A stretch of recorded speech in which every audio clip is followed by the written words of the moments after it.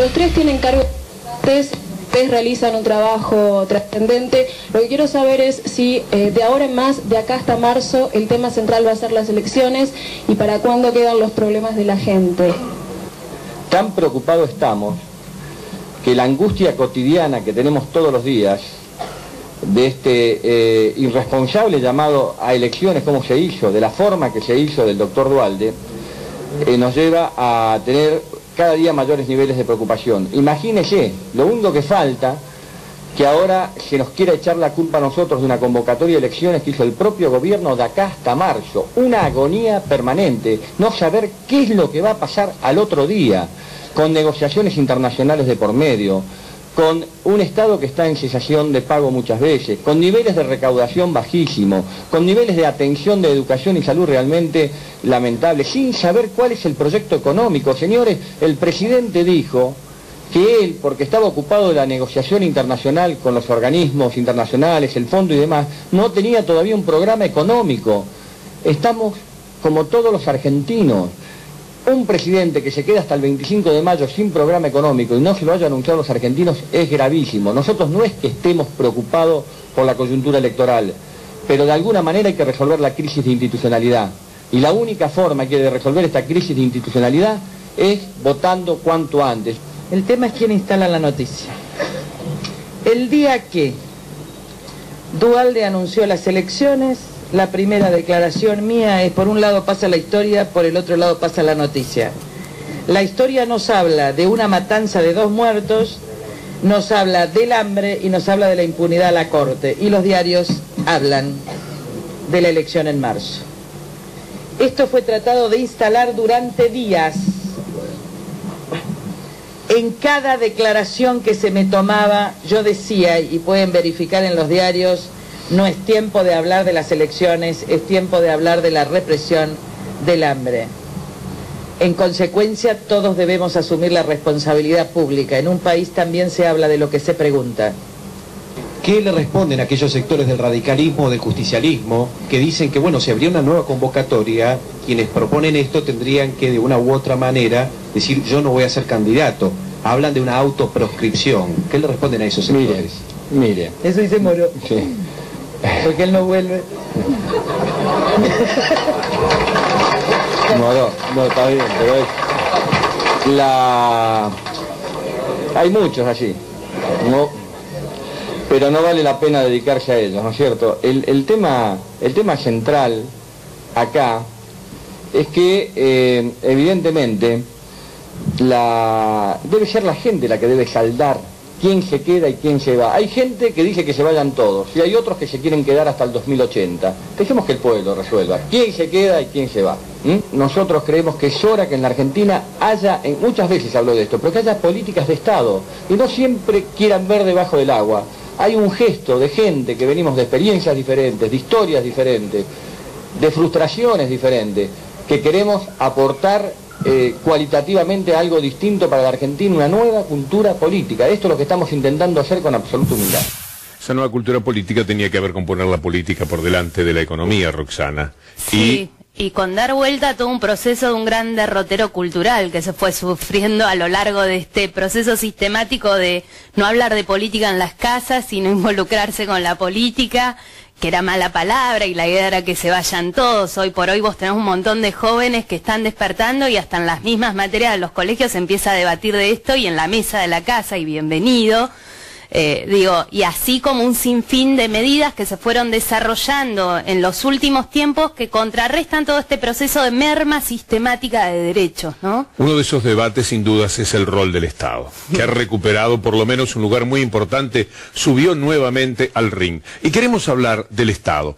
A partir de la maravillosa campaña que, como siempre, todos los años hace Cáritas, un gran esfuerzo sin ningún tipo de dudas, a partir de un spot publicitario como este.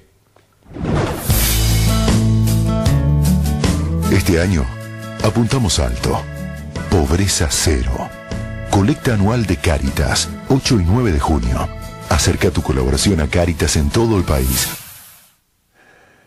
Vamos a mostrarles una placa a partir de lo que acabamos de apreciar de la campaña de Cáritas. La colecta de Cáritas recaudó el año pasado 22 millones de pesos.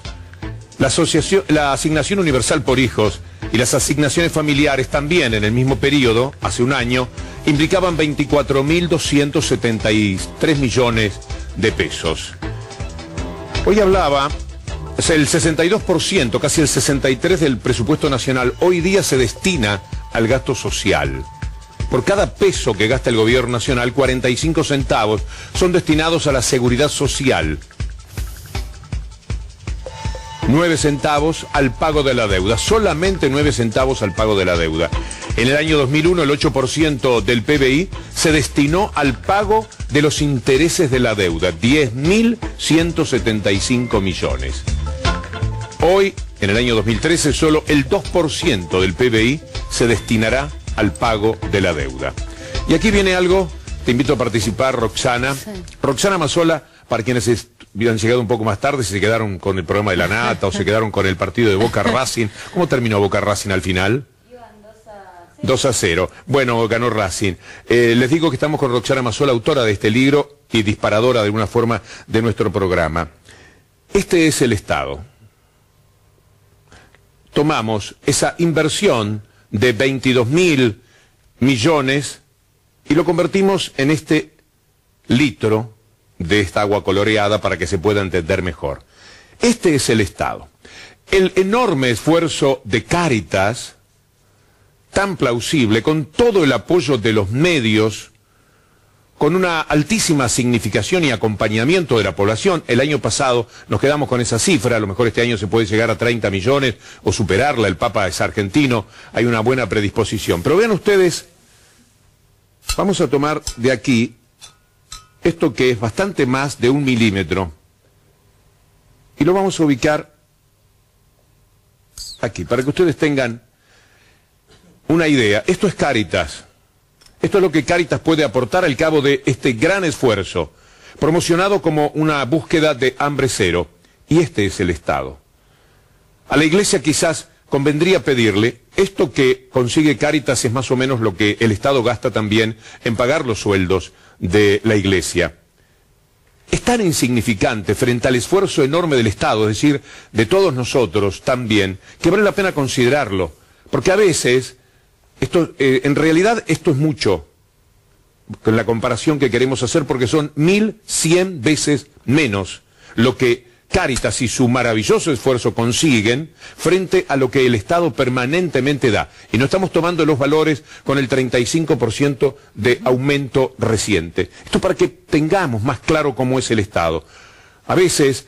cuando decimos 1.100 veces más o menos, no tenemos una dimensión. Por eso lo quisimos hacer gráficamente de esta manera. En ocasiones decimos 1 millón de segundos, para poner un ejemplo. 1 millón de segundos son 11 días. 1.000 millones de segundos son 32 años. Sí, y el único modo es verlo gráficamente muchas veces a estas cuestiones, porque no se las tangibiliza. No se piensa por ahí que el colegio a donde van los chicos, que el hospital a donde se está... Que cualquier actividad en la que se está involucrado proviene de recursos de nuestros impuestos que el Estado está poniendo ahí, y que una medida como es el caso de la asignación universal por hijo, por más que sea todo el esfuerzo que pueda destinar una organización comunitaria o la Iglesia y demás, la verdad que es incomparable al rol y a la función que tiene el Estado en términos de intervención y de garantía de una equidad. Esto ¿no? Tiene que ver con políticas públicas, de las que lamentablemente no se habla ni se discute. Pueden haber mejores, quizás, peores, no podría decirlo, pero perdemos mucho tiempo y mucha energía en otro tipo de temas. Sí. Y este, de las políticas públicas, es el verdadero tema, porque es lo que hace cotidianamente a la felicidad o a la desgracia de los pueblos. Aquel discurso de Cavallo estaba adelantándonos 10 años de padecimientos. Sí, y sobre todo también teniendo en cuenta, digo, una discusión que levante la pelota de la discusión, ¿no? Ponerla por arriba de por ahí muchas migajas de pelea que se dan constantes y pensar en cuáles son los topes y cuáles son los máximos en derechos que queremos ir garantizando entre todos, ¿no? Sí, la Iglesia, preocupada como sinceramente debe estar por los pobres, quisiera aportar, seguramente sería necesario que confronte con todos aquellos que quieren aplicar otro tipo de políticas públicas que le dan la espalda al pueblo. La mejor manera de luchar por los pobres de la Iglesia sería apoyar determinado tipo de políticas públicas y no estar, como normalmente le sucede, del lado de las corporaciones y todos aquellos que no quieren que el Estado sea esto que es. Sí, y después también, no solo eso, sino el modo desde el cual uno desarrolla una política que tenga que ver con empoderar, porque no es solo dar migajas, digo, es empoderar. Uno no tiene que donar cuando fueron, por ejemplo, el caso de las inundaciones ahora, limpiar el ropero y donar los zapatos altos. Si estás en una época de frío, invierno y demás, claramente un taco alto o una ropa de verano no va a servir. Uno tiene que dar lo mejor que tiene, y ahí me parece un ejemplo muy concreto como algunos chicos en colegios por ahí dan lo mejor que tienen ayudándole a enseñar a otros chicos en apoyo escolar, digo. Y esa reflexión tampoco es menor. Roxana, vamos a ver consecuencias de la idea de la asignación universal por hijos a partir de este nuevo paradigma, la asignación universal por hijo en la Argentina de CEDEP, que es la institución de análisis políticos en la que estás trabajando. El libro está a la venta en todos los sitios y es realmente muy pero muy interesante. Veamos una ciudadana que habla de la asignación universal por hijos y cómo gravita en su vida.